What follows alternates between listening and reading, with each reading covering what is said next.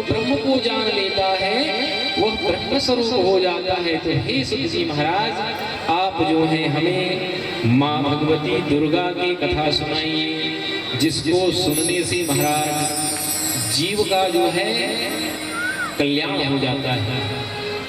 इस संसार में कोई कर्म कांड नहीं हो सकता, कोई धर्म कर्म नहीं हो सकता, क्योंकि हमें कर्म कांड का महत्व नहीं, जानकारी नहीं है, यथार्थ ज्ञान नहीं है। इसलिए हम यथार्थ रूप से सत्कर्म भी नहीं कर सकते। मानकर चलिए, हम यदि दान करना पुण्य समझते हैं तो दान करना अच्छी बात है, बिल्कुल सही बात है, परंतु दान किसको करना ये जानना जरूरी है। यदि हमने दान यदि सुपात्र की अपेक्षा यदि कुपात्र को दान कर दिया तो फिर उस दान का जो है क्या होगा, परिणाम उल्टा होगा। दातारो नरकम यान्ति, ऐसा कहते हैं हमारे धर्म ग्रंथ में। तो भैया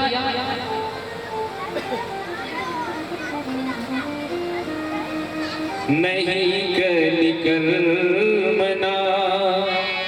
भगति विवेकु, समझ गए? इस कलिकाल में ना कोई कर्मकांड हो सकता, ना कोई धर्म कर्म हो सकता, तो क्या हो सकता है? बोले राम नाम अवलंबन एक, परमात्मा की कथा के द्वारा ही ये जीव जो है ये भवसागर से पार हो सकता है, दूसरा कोई मार्ग नहीं है। सुत जी से कहा, महाराज आप परमात्मा को जान लेते हो, जानते हो तो आप परमात्मा स्वरूप ही हो। जो ब्रह्म को जानता है वह ब्रह्म स्वरूप ही हो जाता है। इसलिए मनुष्यों के लिए पाप रूपी अरण्य जो है, इस संसार में अनेक प्रकार के पाप जो है लिप्त हैं, अनेक प्रकार के अवगुण जो है व्याप्त है। तो ऐसे पाप रूपी अरण्य को, जंगल को नाश करने के लिए आप जो है माँ भगवती जगदम्बा की कथा सुनाने की कृपा करें महाराज। क्योंकि जब तक के माता की ज्ञान रूपी खड्ग जीवात्मा को प्राप्त नहीं होगा, माँ भगवती की भक्ति रूपी तलवार जब तक के प्राप्त नहीं होगा, तब तक के जीव ये काम क्रोध लोभ मोह रूपी शत्रु को या जंगल को नहीं काट सकता। इसलिए यह जग युद्ध करिबे को है विचित्र ठाव, जीव जीतिबे को कलिकाल सरदार है। वासना की बरछी और विलासन के पैने तीर, भ्रम को त्रिशूलता में माया की कटार है। बिंदु कवि काम क्रोध लोभ मोह दंभयादि, प्रबल प्रताप इनको पड़त प्रहार है। तो किंतु या प्रकार के विकार दल मारिबे को, अरे ढाल है रकार और मकार तलवार है। परमात्मा के नाम के आश्रय से ही ये जीव जो है ये संसार सागर से पार हो सकता है। जब जीव नरक में पड़ा रहता है तो कौन उबारता है? माता उबारती है, भगवती पराशक्ति। जीव प्रार्थना करता है नरक में, अपनी माँ के गर्भ में उल्टा लटके रहते, वहां प्रार्थना करता है, भगवान से प्रार्थना करता है, माँ दुर्गा से प्रार्थना करता है कि भैया आप ये भवसागर से मुझे उबार लो। यहाँ यम यातना घोर नदी, यहाँ कोटिक जंचर दंत कटैया, भयंकर धार नवार न पार, ननी को ना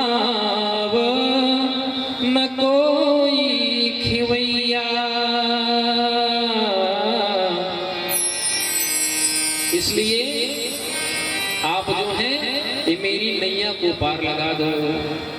भगवान से जब प्रार्थना करता है ये जीव, तब भगवान को कृपा आ जाती है जीवात्मा के ऊपर, क्योंकि ये जीव तो उसी परमात्मा का ही अंश है ना, पुत्र है। तो कोई भी माता पिता अपने पुत्र को कष्ट में नहीं देखना चाहता, कोई नहीं चाहेगा कि मेरा पुत्र दुख भोगे। तब परमात्मा जो है तहाँ बिनु कारण राम कृपालु विशाल भुजा गही काढ़ी निवैया। अपनी आजान भुजाओं से भगवान जो है वो जीवात्मा को माता के गर्भ रूपी नरक से निकालता है। गर्भ ही नरक है, सारे प्रकार के नरक है वहां पर जो है। तो वहां पर सब लोग विनती किए, तो सुत जी महाराज कहते हैं कि भाई जो प्रश्न आप मुझसे कर रहे हो वही प्रश्न जो है पूर्व काल में व्यास जी ने नारद जी से किया था, और कई महात्मा लोग थे उन लोगों ने भी प्रश्न किया था। तो माता की जो कथा है, यही कथा पूर्व में जन्मेजय ने भी जो है कहा था। व्यास जी से जन्मेजय ने कहा कि महाराज मेरे पिता का जो है देहांत तो हो गया है, परंतु मेरे मन में अभी भी ऐसा संदेह है कि मेरे पिता की दुर्गति ना हुई हो, इसलिए आप जो है मुझे माँ भगवती जगत जननी दुर्गा की महिमा सुनाइए, जिसके अंश से अनेक ब्रह्मा विष्णु महेश उत्पन्न होते हैं। वो पराशक्ति दुर्गा की आप मुझे कथा सुनाइए महाराज। बार बार रामचरितमानस में भी भगवान राम जी ने कहा कि मैं परमात्मा नहीं हूं, जिसके अंश से मेरा स्वयं अवतार हुआ है। जाके अंश मोरी अवतारा, जिसके अंश से मैं स्वयं पैदा हुआ हूँ, वो जगत जननी की शरण में जीवात्मा को जाना चाहिए। वहां पर जन्मेजय ने व्यास जी से पूछा, महाराज आप जो हैं मेरे पिता की मुक्ति के लिए कथा सुनाइए। तब व्यास जी महाराज जो है सुंदर माँ भगवती की यही परम पावनी कथा देवी भागवत जो है उनको सुनाते हैं। तो इस नारायण यज्ञ की संपूर्ण हो जाने पर ही परीक्षित जो है सुंदर रूप धर करके वो परमात्मा के लोक में या माँ भगवती के लोक में वो जो है पहुंच जाता है। राजा जन्मेजय जो है अपने पिता की उस दिव्य गति को देखकर गदगद हो जाता है, और फिर भगवान वेद व्यास जी की जो है वो सुंदर पूजन करते हैं। यहाँ पर जो है कहते हैं कि जो कोई भी प्राणी माँ भगवती के ये परम पावनी कथा को सुनते हैं उन्हें सिद्धियां जो है अनायास ही प्राप्त हो जाते हैं। इसलिए दुनिया भर के कर्म ना करके माता जी की कथा चाहे आप दिन भर सुन लो हो सके तो, और यदि समय नहीं है तो कुछ समय निकाल करके बिल्कुल सुने। यदि हम आधे श्लोक भी सुनकर के यदि उसको हम अमल करते हैं, अपने जीवन में धारण करते हैं, तो आधे श्लोक से भी ये जीवात्मा की जो है मुक्ति हो सकती है। इसलिए संसार में अमृत जो केवल भगवत कथा ही है, वो अमृत को धिक्कार है जिस अमृत को पी करके जीव केवल अमर हो सकता है, परंतु जन्म मृत्यु के चक्कर से मुक्त नहीं हो सकता। इसलिए क्या कहते हैं, सुधां पिबन्नेकम् एव नरः स्यादजरामर, दिव्याः कथामृतं कुर्यात् कुलमेवाजरामरम्।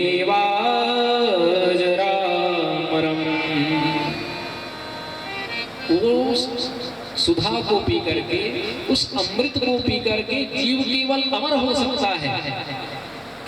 लेकिन अमर तो कोई है नहीं, परंतु ये माता की कथा को सुन करके जीव के आवागमन जन्म मृत्यु का चक्कर जो है वो नष्ट हो जाता है।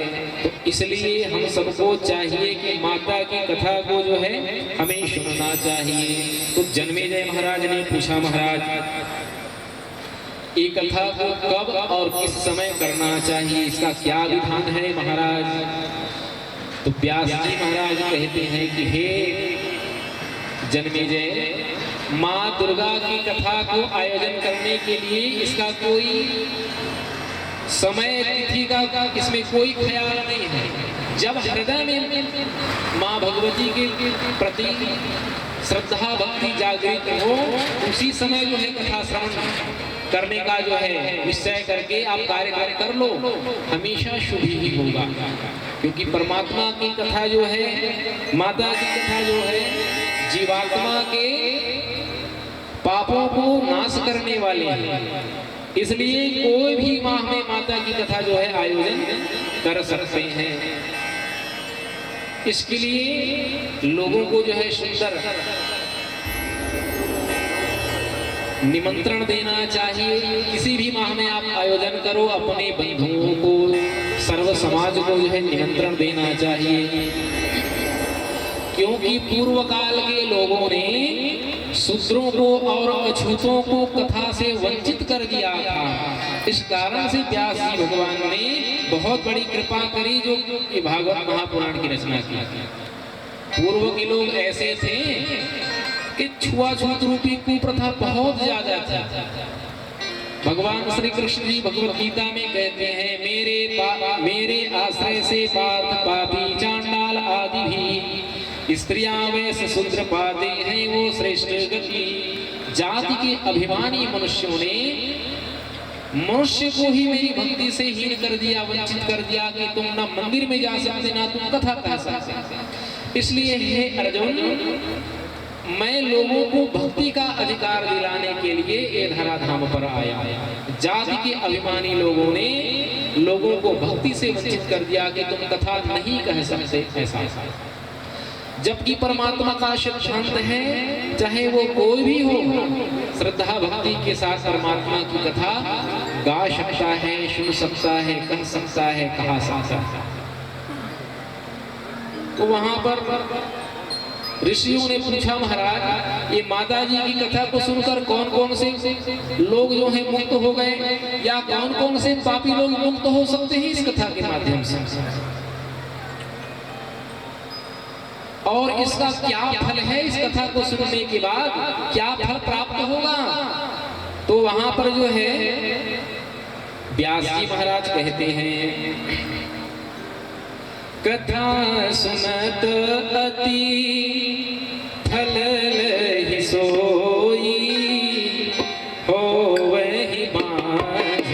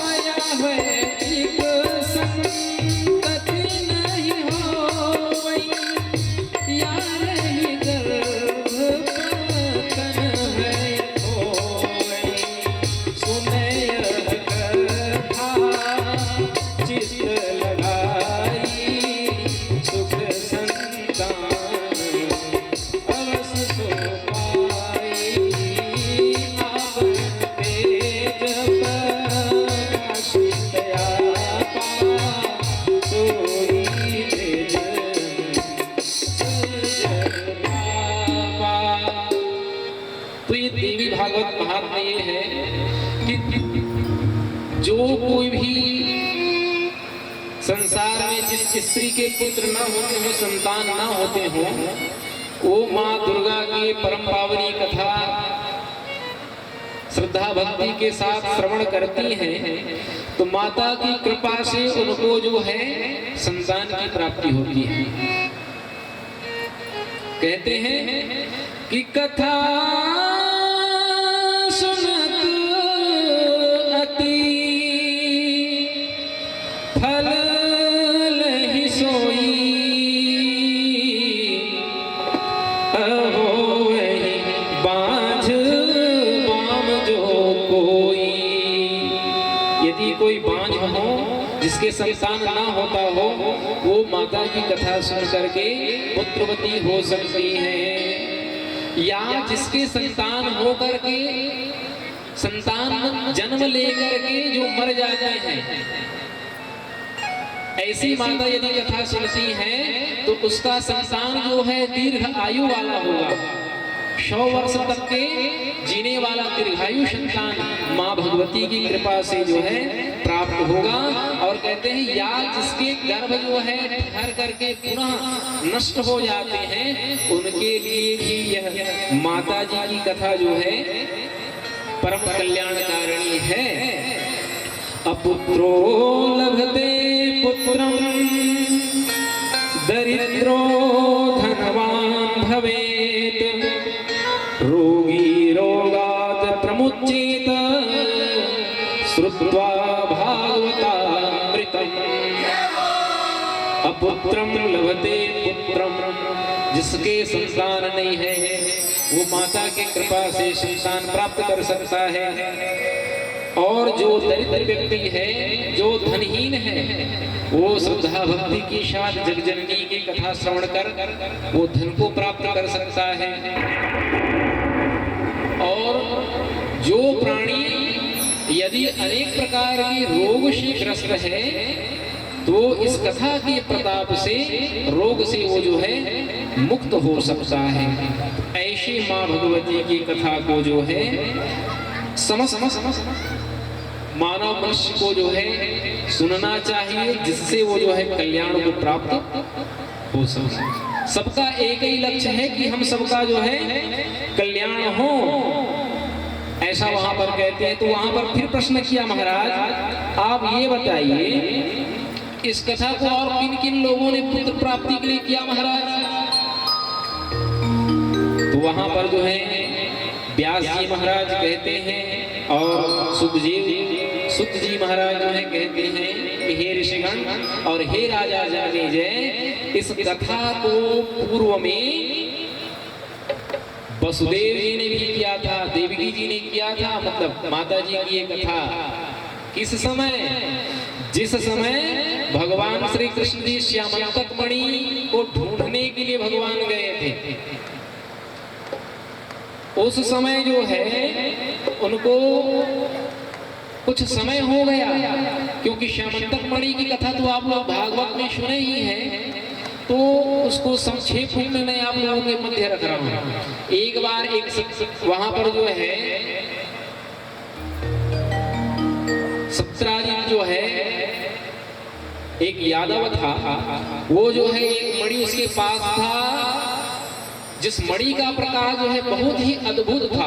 तो उसके प्रकाश से वो सूर्य के समान चमकता था। तो लोगों ने कहा कि ये मणि जो है हमारे कृष्ण के लिए अच्छा है, इसको राजा को दे देना चाहिए।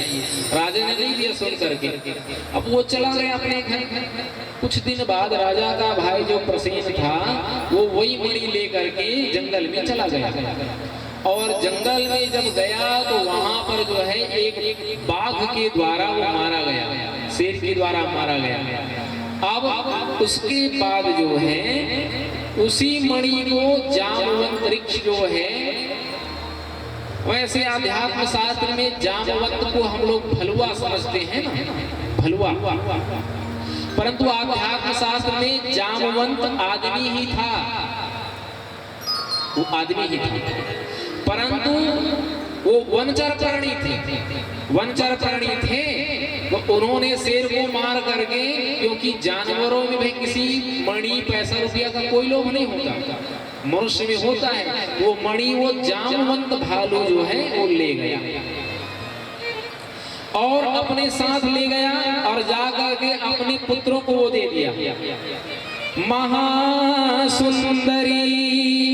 तनु जाता के अब खेलन हित मणि दिन जाके।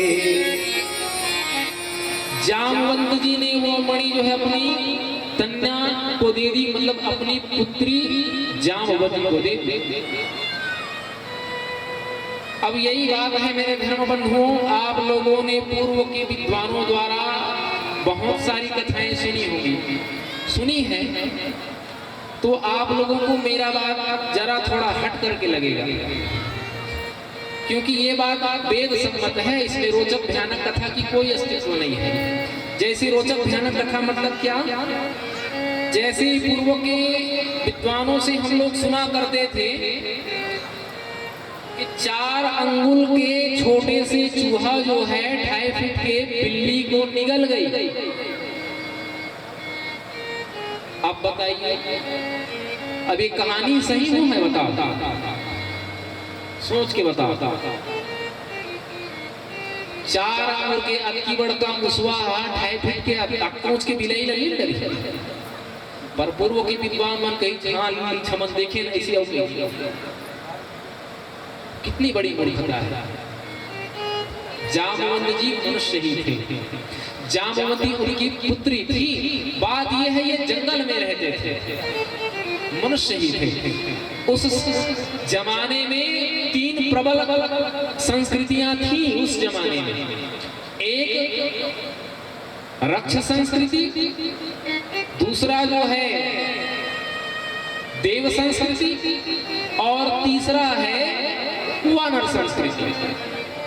मतलब रक्ष संस्कृति का राजा राक्षस लोग होते थे, जैसे उदाहरण के लिए रावण, कंस, मेघनाद, ये राक्षस लोग जो है ना, ये रक्ष संस्कृति के थे। ये रक्ष संस्कृति को ही मानने वाले थे, हमेशा लोगों से बलपूर्वक धन स्त्रियां सब कुछ लूट लो, ये उनका सिद्धांत होता था। दूसरी संस्कृति थी वानर संस्कृति। वानर संस्कृति का राजा बाली था, वो आदमी ही था। ये बात नया लगेगा, परंतु ये वेद संबंध बात है। ये तीसरी संस्कृति थी आर्य संस्कृति। आर्य संस्कृति के अंतर्गत में भगवान श्री राम, राजा दशरथ जी, इंद्र इत्यादि आते थे। तो ये मनुष्य ही थे। जामवंत ने वो मणि अपनी कन्या को दी। अब इधर लोगों में जो है ये बात फैल गया कि कृष्ण ने प्रसेन को मार करके वो मणि ले लिया है और उनकी हत्या कर दी है वहां पर जंगल। ये बात भगवान श्री कृष्ण के पास आया। भगवान ने कहा कि इतना बड़ा कलंक लग गया मुझे, तो इस कलंक को मैं दूर करके ही रहूंगा, ऐसा कह करके भगवान जो है गुफा में प्रवेश करते हैं। जाते ही खोजते खोजते जा करके देखते हैं तो मार्ग में सिंह मरा था। तो वहां पर देखा कुछ दूर, और उसके पांव के चिन्ह को देखते हुए जाकर के देखा तो कुछ दूर में सिंह मरा था। प्रसेन को खोजे, प्रसेन खोजने के बाद सिंह को खोजे, सिंह को खोजने के बाद गए कहाँ, तो कंदरा की गुफा में चले गए। अब गुफा में जाकर के भगवान ने देखा बड़ी ही सुंदर भगवती जामवती जो है वो मणि के साथ खेल रही थी। और जब मणि के साथ खेल रही थी तो बड़ा सुंदर शोभायमान हो रही थी। तो कृष्ण जी महाराज जो है लूटने का प्रयास किए। वो जो है दौड़ करके रोती हुई चली गई अपने पिता के पास। तो वहां पर जो है जामवंत जी महाराज आए। जामवंत आकर के भगवान श्री कृष्ण जी से जो है 27 दिनों तक के युद्ध किया, और ऐसा युद्ध किया कि बिना खाए पिए रात दिन लड़ते थे वे लोग। तब भगवान श्री कृष्ण जी ने देखा ये तो सच्चाई। अरे जब तक कि इसके ऊपर मैं कठोर प्रहार नहीं करूंगा तब तक कि हारने वाले नहीं है, क्योंकि ये जामवंत जी महाराज जो है ब्रह्मा जी के अंश से उत्पन्न है, ब्रह्मा जी का पुत्र है जामवंत जी महाराज। तो वहां पर जो है भगवान ने सोचा और इधर लोगों ने देखा, क्या देखा कि कृष्ण जी ने कहा था कि 2-4 दिन में आ जाऊंगा, 15 दिन हो गए हैं नहीं लौट रहे हैं, लोग रोते हुए आ गए वसुदेव जी के पास। भगवान श्री कृष्ण जी ने विचार किया, तब भगवान ने क्या किया, तब मुष्टिक मारी कर तारा, तब मुष्टिक मारी कर तारा,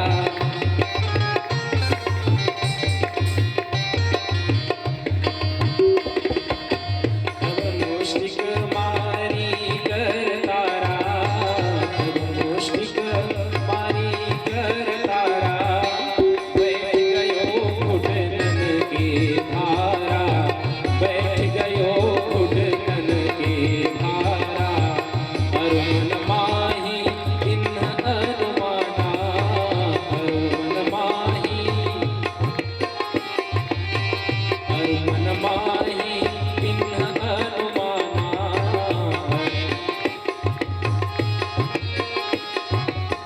बीत लखन रघुपति भगवाना, बिना लखन रघुपति भगवाना। भगवान ने एक मुष्टिका जामवंत के हृदय पर जैसे ही लगाया, हमारे भगवतकार कहते हैं कि तब मुष्टिक मारी कर तारा, बैठ गयो घुटनन के भारा। जैसे ही एक मुष्टिका भगवान श्री कृष्ण जी ने जामवंत जी के हृदय पर मारा तो दर्द से व्याकुल होकर के घुटने के बल जो है वो गिर गया जामवंत। अब जामवंत जी को 27 दिन में याद आया कि अरे हो न हो ये नारायण ब्रह्म हो सकते हैं। जामवंत जी ने मन में विचार किया कि अरो मन माही किन्ह अनुमाना, बिना लखन रघुपति भगवाना, को समर्थना रख संसारा, लरे इत दिन बिनु आधारा। 27 दिन 27 रात तक के बिना ब्रह्म के अतिरिक्त आज कोई नहीं लड़ सकता मेरे साथ, क्योंकि जिस समय राम जी के यहाँ वो सेना में थे जामवंत जी महाराज, रावण के साथ युद्ध हो रहा था, अनेकों बड़े बड़े प्रतापियों का संहार किया जामवंत जी ने, परंतु उनको संतुष्टि नहीं हुई। जामवंत जी ने भगवान के सामने अपनी इच्छा जाहिर की, महाराज इतना युद्ध लड़ा परंतु मुझे संतुष्टि नहीं हुई महाराज, संसार के बड़े बड़े योद्धाओं को मैंने जीत लिया। भगवान ने उनके मनोभाव को समझ लिया।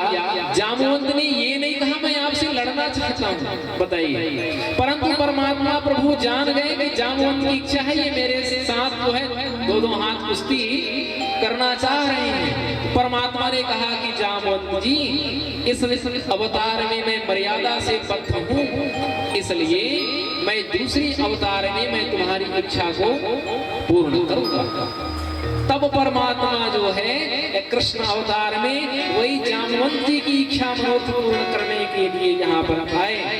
अब जैसे ही प्रहार किया भगवान ने, तब जामवंत जी के दिमाग का कपाट खुला, उनके हृदय में ज्ञान उत्पन्न हुआ। वो सोचने लगा क्या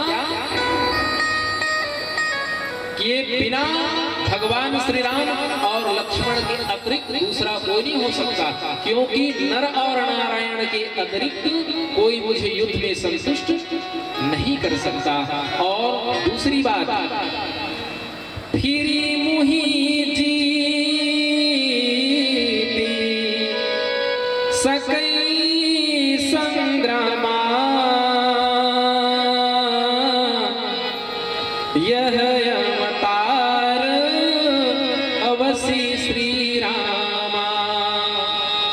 इस ब्रह्मांड में उस ब्रह्म के अतिरिक्त कोई मुझे युद्ध में संतुष्ट नहीं कर सकता। ये जामवंत जी महाराज को ज्ञान हुआ मेरे धर्म बंधु। अब जामवंत जी महाराज जो है क्षमा याचना करते हैं कि हे प्रभु, आप जो है महाराज मेरे अपराध को क्षमा करो। मैंने आपसे महाराज 27 दिन तक के युद्ध की, परंतु महाराज आपने बताया क्यों नहीं? भगवान ने कहा जामवंत जी आपकी इच्छा थी ना 2-2 हाथ लड़ने की, तो आपकी इच्छा पूर्ण हुई कि नहीं? जामवंत ने कहा हो गई महाराज, बहुत बड़ी कृपा करी। तो आपका यहाँ आने का कारण क्या है महाराज? भगवान श्री कृष्ण जी ने कहा हे ऋक्षराज जामवंत जी, मुझे जो है एक दोष लग गया है। ये जो मणि आप जो लाए थे सिंह को मार करके, ये मणि जो है सिंह जो है इस मणि को लूट करके प्रसेन से लाया था और आपने उस शेर को मार के आप ले आए महाराज। तो ये मणि के चोरी का दोष मुझे लगा है। राजा तो कह रहा है कि मेरे भाई को मार करके कृष्ण ने मणि ले ली, श्यामंतक मणि, दोष लग गया है, तो ये मणि मुझे चाहिए। जामवंत जी ने कहा महाराज मणि तो मिल जाएगी, परंतु एक निवेदन है, ये मेरी कन्या को आप स्वीकार कर लो महाराज, मेरा जीवन जो है सफल हो जाएगा। तो जामवंती के साथ भगवान का विवाह हुआ। अब इधर भगवान श्री कृष्ण जी यहाँ से चलते हैं। अब उधर वहां पर देखा लोगों ने कि कृष्ण जी नहीं आ रहे हैं, बहुत सब लोग रो रहे थे। कृष्ण जी के याद में वसुदेव जी बहुत अश्रुपात कर रहे थे, माता देवकी भी रो रही थी। उसी बीच में जगत गुरु नारद जी महाराज पहुंच गए और नारद जी महाराज जो है पहुंच करके कहते हैं कि क्या बात है, आप लोग उदास क्यों हो? तो सबने बताया कि ऐसी ऐसी बात है। तो नारद जी ने कहा कि आप जो है आप भगवती माता जी की सेवा करो, उनकी सेवा करने से कृष्ण जी जो है सुरक्षित लौट आएंगे वन से। जहां भी गए होंगे वो लौट करके वापस आ जाएंगे, आप माता जी की सेवा करो, क्योंकि माता जी बहुत करुणा की मूर्ति है, जो अपने भक्त की रक्षणार्थ सर्वत्र हमेशा सर्वत्र गमन करती हुई उनकी रक्षा के लिए हमेशा तैयार रहती है। माँ अपने भक्तों की रक्षा के लिए ऐसे तैयार रहती हैं जैसे उदाहरण एक छोटा सा बालक ना आग को जानता ना सांप को जानता, तो आग को पकड़ने के लिए दौड़ता है, सांप को पकड़ने के लिए दौड़ता है, तो माँ रक्षा करती है ना। उसी प्रकार से ये हमारी जगत जननी माता जो है हमारी रक्षा करती है, पग पग में रक्षा करती है।